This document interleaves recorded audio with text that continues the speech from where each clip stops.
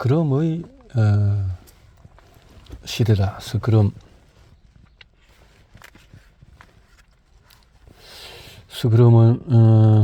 럭비 경쟁에서 쓰이는 용어였습니다. 경기 중에서 사소한 반칙 상황에서 공격권을 떠내는 방법으로 여럿이 뭉쳐서 서로의 어깨를 맞대고 상대팀을 밀어내며 발사이로 공을 빼내는 전술 대행을 일컫는 말이죠.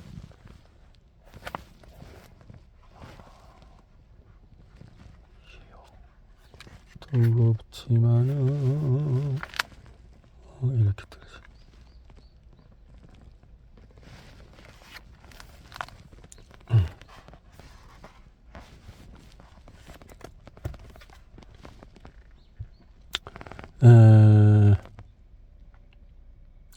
우위를 점에서 기싸움에서 승리할 수 있을 뿐만 아니라 상대로부터 반칙이나 공을 얻을 수 있어서 상당히 유리해집니다. 스크럼이 강한 팀의 시야의 80%는 먹고 들어간다는 말도 있을 정도죠. 하지만 스크럼을 짜는 8명 중에서 1명이라도 비긋하면 스크럼은 무너지고 맙니다. 이런 이유로 선수들은 끊임없는 대화와 훈련으로 서로 합을 맞춥니다. 최근에 시장 환경이 빠르게 위협하면서 구글, 페이스북, MS, 애플 같은 세계적인 글로벌 IT뿐만 아니라 국내 기업에서도 화두로 떠오르고 있는 조직 문화가 있습니다. 바로 애자 1조 어거니제이션, 애자일 조직. 민첩하고 기민한 조직이라는 뜻으로 부서 간의 경계를 허물고 필요에 맞게 소규모 팀을 구성해서 업무를 수행하는 조직 문화입니다. 스크럼이라는 용어는 본래 노나카 이쿠로치 다케부치 히로타가 1986년 1월 하버드 비즈니스 리뷰에 발표한 새로운 개발 방식에서 처음 사용했지만 지금은 주로 소프트웨어 개발업체에서 애자일 조직을 구축하기 위해서 많이 활용합니다. 특정 비전을 중심으로 그 비전을 달성하기 위해서 구체적인 목표와 목표별 실행 계획을 세웁니다. 그 후에 그 계획을 어떻게 달성할 것인지에 대해서 논의하고 해야 할 일을 구체화시킵니다. 그리고 일정 기간을 두어서 팀 전체가 집중적인 노력을 합니다. 그렇게 함으로써 결과물을 도출하고 그 결과물을 다양한 이해관계자와 함께 검토한 후에 다시 팀원끼리 솔직한 피드백 시간을 갖습니다. 그 피드백을 바탕으로 다시 계획을 수정하거나 새로잡고 해야 할 일을 구체화한 후에 일정 기간 내에 집중적인 노력을 투입해서 결과물을 산출하는 과정을 반복합니다. 스크럼. 그래서 스크럼이 짜였다고 말하는데 그것을 스크러머라고 한다. N 잡너와 스크러머 차이는 럭비 스크러머는 N 잡너와 비슷한 개념처럼 들립니다. 하지만은 둘 사이에는 몇 가지 중요한 차이점이 있습니다. 먼저 N 잡너는 모두 두 개인이 중심입니다. 본업이 아닌 배달, 카페 알바, 학원 및 온라인 강사, 대리운전, 세포, 마켓 운영 등 혼자 일을 해야 합니다. 해야 할 일이 너무나 많습니다. 그래서 몸이 아픈 것이 N 잡너에게 가장 큰 리스크입니다. 반면에 스크럼은 혼자가 아닌 함께 일합니다. 앞에서 말했다시피 스크럼의 사전적인 뜻은 여럿이 함께 바짝 끼고 행대를 이루는 것입니다. 물론 암호와 팔을 끼지는 않습니다. 공통의 목적과 비전을 가지고 가장 시너지를 잘 낼 수 있는 멤버들과 서로 팔을 끼고 움직입니다. N 잡너는 할 수 있거나 잘할 수 있는 일을 합니다. 택배나 카페 알바는 거의 누구나 할 수 있는 일입니다. 학원 강사나 세포마켓 운영은 잘할 수 있는 일입니다. 반면에 스크럼은 함께 원하는 일이면서 탁월하게 잘하는 일을 합니다. 스크럼은 개인적인 성공보다는 팀의 성공을 원합니다. 그래야 원하는 일을 할 수 있기 때문입니다. 그 일은 도전적이며 반대에 부딪힐 수 있지만 힘든 줄 모르고 집중할 수 있는 일입니다. 다른 사람들이 인정해주는 일이며 세상에 공헌할 수 있는 일입니다. 말 그대로 함께하는 천직인 셈입니다. 그래서 스크럼은 항상 열정적입니다. 그들은 또 탁월하게 잘하는 일을 합니다. 단순히 잘하는 일이 아닌 프로페셔널하게 처리할 수 있는 일을 합니다. 열정이 스크럼의 능력을 극대화하기 때문입니다. 열정이 N 잡너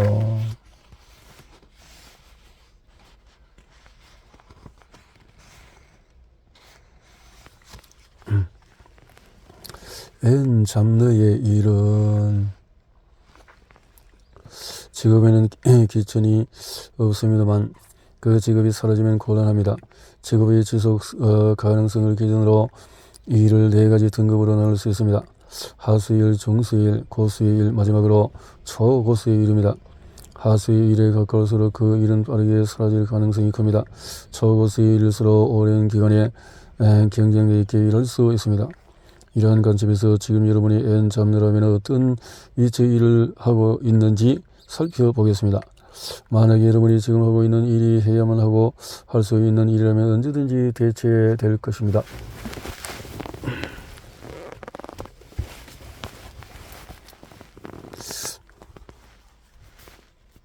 N 잡너에게 해야만 하는 일은 곧 생계이기 때문입니다.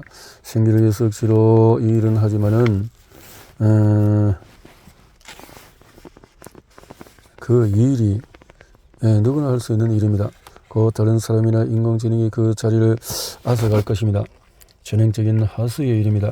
이런 위치에 있다면 당장 새로운 커리어를 모색해야 합니다. 내가 하는 일이 원하는 일인데 할 수 있는 일이라면 치열한 경쟁을 뚫어야 할 일입니다. 이 역시 하수의 일입니다. 잘하지도 탁월하지도 않은 일을 그만큼 경쟁이 치열합니다. 그 일에 재능이 없다면 낙오되기가 쉽습니다. 만일 여러분 하는 일이 해야만 하지 잘할 수 있는 일이면 당장은 유지할 수 있는 일입니다. 생계를 이어가기 위해서 어쩔 수 없이 일하지만 그 일에는 능숙합니다. 주로 경력이 많은 분들의 일입니다. 일정 기간에 지속 가능한 일이긴 하지만 적성에 맞지 않기에 끊임없이 갈등하고 고민합니다. 그러다 보니 더 좋은 연봉과 조건을 제시하는 회사가 나타나면 미련 없이 움직입니다. 회사의 충성심은 그다지 많지 않고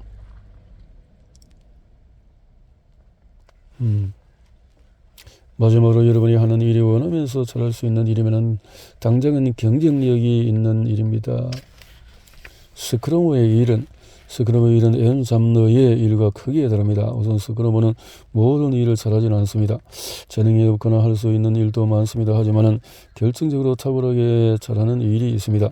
그리고 혼자가 아니라 함께 원하는 일이 있습니다. 탁월한 개인이 스크럼을 이루 일할 때 스크러머의 일을 할 수 있게 됩니다. 스크러머에게는 반드시 해야 하는 일이 있습니다. 이 일은 생계를 위한 N 잡너의 작업과 다릅니다. 함께 원하는 일을 달성하기 위한 KRS 지식과 관계 그리고 영성을 닦는 일이 반드시 해야 할 일입니다. 그들은 원하는 일을 하기 위해서 KRS를 끊임없이 발전시키며 더욱 일을 탁월하게 만듭니다. 반드시 스크러머 탁월하게 함께 할 수 있는 것. 여러분은 하는 일이 함께 원하는 일인데 할 수 없는 일이라면 다른 스크러머의 도움을 받을 일입니다. 스크럼의 가장 특징 중에 하나가 바로 개인이 혼자서는 결코 할 수 없지만 스크럼을 짜면 해낼 수 있게 된다는 점입니다. 스크럼 내에서 그 일을 할 수 있는 탁월한 다른 스크러머가 존재하기 때문입니다. 그래서 스크럼의 일은 지속 가능할 뿐만 아니라 확장성도 대단히 큽니다. 만일 스크럼 중에서 한 명의 기술을 탁월하게 활용할 수 있는 스크러머라면 인공지능과 같은 기술로 대체되기보다는 오히려 인공지능을 적극적으로 활용할 수 있게 됩니다. 마지막으로 할 수 없는 일이지만 반드시 해야 할 일이라면 스스로 학습하는 일이 됩니다. 지금 당장은 할 수 없더라도 반드시 해야 할 일이 속한다면 스스로 끊임없이 학습해야 할 일이 됩니다. 스크러머 개개인이 이런 학습을 지속한다면 이 스크럼은 학습하는 조직으로 진화할 수 있습니다. 여러분이 N 잡너가 아닌 스크러머가 되어야 합니다. 스크러머. 결론적으로 급변하는 미래의 안정적인 커리어를 쌓기 위해서는 지금 하는 일의 방향, 방점, 방법을 바꿔야 합니다. 첫째로 내가 원하는 일과 잘할 수 있는 일, 그리고 해야만 하는 일을 방향을 일치되게 정렬시키고, 둘째로 돈이 아닌 사람의 방점을 찍어야 하며, 셋째로 목적과 비전을 공유하는 스크럼을 짜는 방법으로 일의 방향을 완전히 틀어야 합니다. 절대 쉽지 않지만 불가능하지도 않습니다. 스크럼을 짜서 나아가자.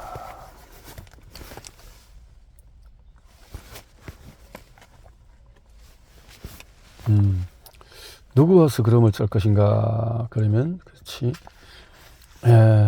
인재 전쟁 시대에 정말 필요한 인재. 성공하는 기업의 8가지 습관. 좋은 기업을 넘어서 위대한 기업으로. 위대한 기업은 어디 있을까? 인재가 중요하다는 사실은 어제 오늘의 일이 아닙니다. 모든 회사들이 그렇죠. 인재. 대부분의 빅테크 기업들이 공통으로 붙잡고 유치하려고 경쟁하는 인재는 업무의 고도 디지털 기술을 사용하는 디지털 근로자입니다. 하지만 앞으로 기업에 필요한 인재는 전문 개발 인력뿐만 아니라 5가지 새로운 능력을 가진 인재여야 합니다. 변화를 깨뜨려서 감지하는 능력, 기업 내부와 외부 자원을 연결하고 응집에서 협업을 일으켜내는 능력, 당연한 것을 낯설게 하는 능력, 다양한 기술을 통합해서 문제를 해결하는 능력, 이를 시각화해서 공유하는 능력, 이 5가지 역량을 가진 인재를 균형 있게 유치하는 것이 무엇보다도 중요한 시기입니다. 이런 능력이 각광받는 이유는 4차 산업혁명이 가져올 대표적인 특징이 바로 초연결, 초지능, 초융합이기 때문입니다. 세상 모든 것이 연결되면 변화가 가속하고 평범한 사물이 지능을 갖고 전혀 다른 서비스를 제공하게 되며 다양한 기술이 서로 융합하며 새로운 가치를 만들어냅니다. 이런 변화의 속도를 따라잡고 대응하기 위해서 점점 소규모 팀 단위의 집단 협업이 필수적인 역량이 됩니다. 서로가 지금 어떤 상황이고 어떤 일을 하고 있으며 어떤 도움이 필요한지 정보를 공유해야 합니다. 스크럼의 5가지 역량은 바로 이런 상황의 흐름의 필수적인 요소들입니다.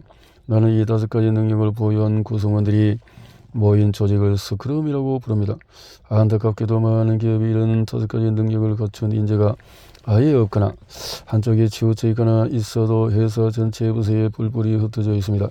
심지어 해당 인재가 회사에 존재하는지조차 알아보지 못하는 경우가 있습니다. 창직이나 창업의 경우에도 마찬가지입니다. 5가지 역량은 서로 상호 보완하며 유기적으로 연결되어 있기 때문에 지금부터 스크럼을 이루기 위해서 구성원들이 갖춰야 할 5가지 역량에 대해서 살펴보겠습니다. 센싱, 위기와 기회를 감지하고는 그 통찰의 힘. 센서라는 사전적인 의미는 오감을 통해서 현상을 이해하고 식별하고 평가하는 반응하는 능력입니다. 초연결, 초지능, 초융합 시대에 함께 해야 할 사람을 찾을 때 반드시 포함해야 할 인재가 바로 센싱 능력이 뛰어난 사람입니다. 센싱 능력은 한마디로 직관적인 통찰력입니다. 인문학자 김경집 선생은 그에 저어서 60일 4.55 혁명에서 직관을 작은 실마리 하나로 전체를 파악하고 읽어낼 수 있는 능력이라고 했습니다. 전조를 읽어내는 능력이죠. 2020년 1월 세계 최대 자산운용사인 블랙록이 최고의 경영자인 레리 핑크가 투자자들과 기업 CEO들에게 연례서 한 통을 보냈습니다. 그 편지는 앞으로 기업의 지속 가능성을 투자 결정을 기준으로 삼겠다며 수익의 25% 이상이 발전용 석탄에서 발생하는 기업에 대한 직접 투자를 중단하겠다고 선포합니다. 이 편지 한 통은 전 세계 기업의 경영 전략을 근본부터 뒤흔들었습니다. 국내외 기업을 가리지 않고 전 세계적으로 수많은 기업이 다른 일을 선언하고 ESG 경영의 사활을 걸고 있습니다. 이 용어는 사실 새로운 경험 개념이 아닙니다. 이미 2040년 유엔 산하의 자발적인 기업 시민 이니셔티브인 유엔 글로벌 컴팩트가 발표한 공개 보고서에서 사용한 것으로 알려져 있습니다. 그런데 시민단체도 아닌 투자업계가 ESG를 중시하기 시작하니 이 기업으로서는 사활을 걸 수밖에 없는 이슈가 됐습니다.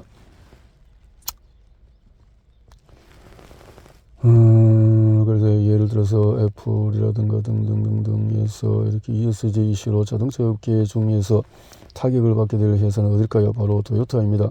토요타 자동차는 전체 매출 중에서 하이브리드 자동차 비중이 무려 95%입니다. 그런데 하이브리드 내연기관과 전기모터 차량은 겉으로는 친환경 자동차처럼 보입니다만 내연기관과 차량 재충전 시에 사용하는 전력 대부분은 석탄과 원자력 발전소, 가스 터빈 등을 사용해서 만듭니다. 다급해진 토요타는 2050년까지 탄소 중립을 선언했습니다. 그런데 유럽연합은 2035년부터 내연기관 자동차 판매를 금지하기도 발표했습니다. 하이브리드 카를 포함한 가솔린, 디젤 등 내연기관 신차 판매를 2035년부터 사실상 금지한다는 것입니다. 하이브리드 자동차를 주력으로 하는 토요타 등 일본 자동차 업계는 이제 투자자와 유럽연합으로부터 외면받을 위기에 처했습니다. 만약에 여러분의 업계에 있다면 이런 편지 한 통이 의미하는 바가 무엇인지 감지해낼 수 있어야 합니다. 폭염, 폭우, 지진, 폭설 등 점점 더 강력해지는 기후전환,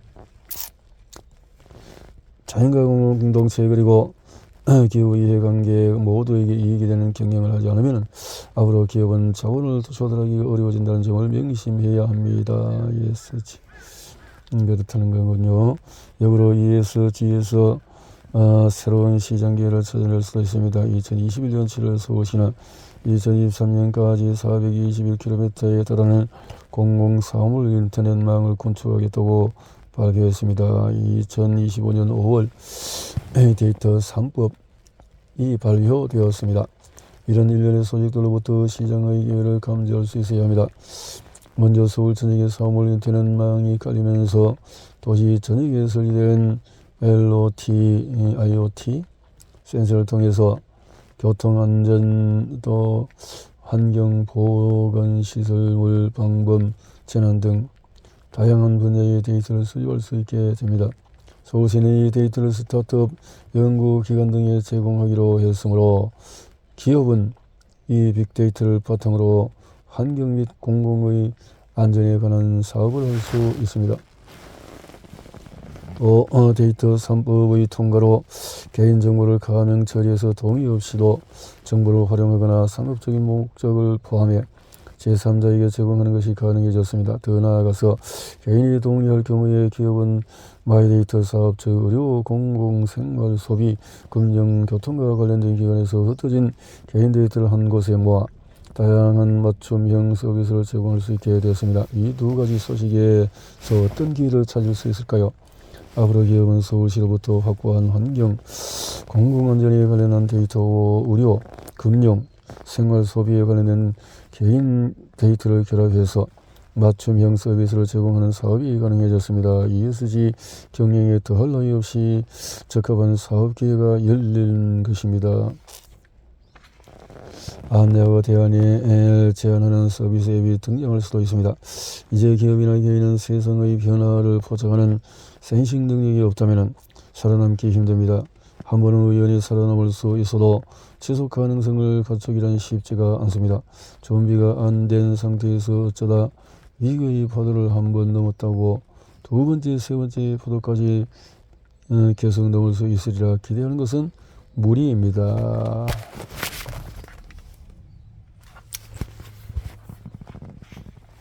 센싱 능력을 갖춘 사람은 그렇다면 궁금증이 생깁니다. 어떤 특징을 가진 사람의 센싱 능력이 탁월할까요? 먼저 특정 분야가 아닌 다양한 분야에서 축적된 지식의 많을수록 센싱 능력이 좋을 가능성이 큽니다. 기본 체력과 중심이 잘 잡혀 있어야 운동을 잘하듯이 기반 지식이 많고 균형 있는 시각을 갖춘 사람일수록 센싱 능력이 높을 가능성이 큽니다. 여기서 중요한 점은 정보의 축적이 아닌 지식의 축적입니다. 우리가 오감으로 받아들이는 것은 자극입니다. 이 자극들이 정보를 구성하고 이 정보가 서로 연결되면서 지식으로 발전합니다. 따라서 단순한 정보만 많이 가지고 있다고 해서 센싱 능력이 좋아지진 않습니다. 보통 주변에 박학다식한 사람이 꼭 한 분은 있습니다. 이분들이 반드시 센싱 능력이 좋은 것은 아닙니다. 파편적으로 아는 정보가 많을 뿐입니다. 이런 정보는 인터넷 검색으로도 충분히 얻을 수 있으며 더 나아가서 인공지능 기술이 묻기만 하면 어떤 정보라도 찾아서 즉시 대답해 줄 것입니다. 중요한 것은 정보와 정보 간 관계성과 인과성을 파악하는 것입니다. 이런 연결을 파악하지 못하면 결코 변화를 감지하고 꿰뚫어 볼 수가 없습니다. 코끼리 꼬리만 만져서는 코끼림을 알 수가 없죠. 세상을 바라보는 틀은 다양한 정보 간의 연결성을 간파해서 구조화하면서 갖춰집니다. 지식을 구조화할 때 변화의 조짐과 그 핵심을 꿰뚫어 볼 수 있는 힘이 생깁니다.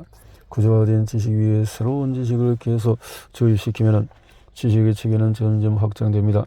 또한 특정 분야에 대한 지식보다도 전반적인 분야에 대한 지식이 풍부할수록 센싱 능력은 높아집니다. 자신이 보고 싶은 것만 보는 확증 편향에 휩싸이지 않기 때문입니다. 계속 다양한 분야의 지식을 축적하다 보면 기존에 내가 가지고 있던 믿음이 잘못됐다는 것을 종종 깨닫게 됩니다. 그럼으로써 자신의 사고체계를 계속 고치고 다듬고 확장해 가는 것입니다. 또한 진짜 정보와 가짜 정보를 가려내는 힘 역시 센싱 능력이 뛰어난 사람들의 공통점입니다. 지금은 가짜 뉴스의 시대라 해도 과언이 아닐 정도로 인터넷과 가장 왜곡, 감정적인 정보가 넘쳐납니다. 대부분 조회수를 늘려서 금전적인 혜택을 취하려고 하는 불순한 의도가 깔려 있습니다. 센싱 능력은 좋은 지식 책에서 나온다고 했습니다. 좋은 지식 책에는 당연히 좋은 정보로부터 나옵니다. 그런데 정보 자체가 쓰레기가 섞여 있다면 광범위한 분야로부터 체계화된 지식은 이내 허점투성이가 됩니다.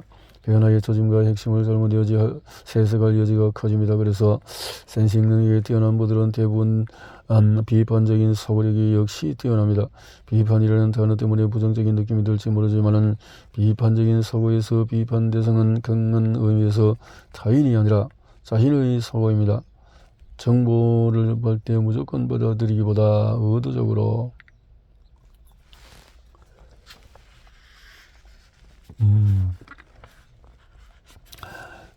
그래서 견해와 관점을 가지고 노력하는 것입니다. 결국 정보를 받아들이는 것은 자기 자신이니까요. 안타깝게도 비판적인 사고는 타인을 비난하는 사고로 치부되면서 이 사고의 기술을 제대로 익히지 또 배울 수 있는 기회조차 많지 않습니다. 그만큼 우리 주변에 센싱 능력을 가지고 계신 분을 찾기가 쉽지 않다는 의미죠. 뛰어난 센싱 능력을 가진 분들의 가장 큰 특징 중에 하나는 호기심이 많다는 것입니다. 자신이 한다고 생각하는 것과 실제 벌어지는 일 사이에 간극이 있을 때 호기심은 발동합니다. 호기심이 많을수록 관찰과 질문도 많아집니다. 호기심은 뭔가를 이해하기 힘든 것을 알아차리는 인간의 본능적인 욕구입니다. 그래서 호기심이 많은 분은 항상 주변을 관찰합니다. 무엇인가 새로운 것, 다른 것, 낯선 것이 있는지 살펴봅니다. 그리고 왜 그런 현상이 나타났는지. 뉴턴이 호기심이 없는 사람이었다면 뉴턴이 떨어지는 사과를 그냥 지나쳤을 것입니다. 하지만 떨어지는 사과에 호기심을 갖고 관찰하고 질문한 끝에 위대한 만유 인력 법칙을 발견했습니다. 호기심은 관찰을 낳고 관찰은 질문을 낳고 비판적인 사고에 근거해서 질문은 새로운 지식으로 발전해서 지식보다 체계화하고 구조화합니다. 그래서 호기심은 세상을 바꾸는 원천적인 힘이 되기도 합니다. 정리하면 센싱 능력이 뛰어난 사람일수록 다양한 분야에 대해서 축적된 지식을 바탕으로 이런 인재가 조직에 있어야 합니다. 산업과 비즈니스 경계가 뒤섞이는 이른바 빅블러의 시대에도 살아남고 기회를 만들 수 있습니다. 단단한 스크럼을 짜기 위해서는 반드시 센서 능력을 갖춘 사람과 함께 해야 합니다. 센싱 능력을 갖춘 사람과 함께 해야 한다.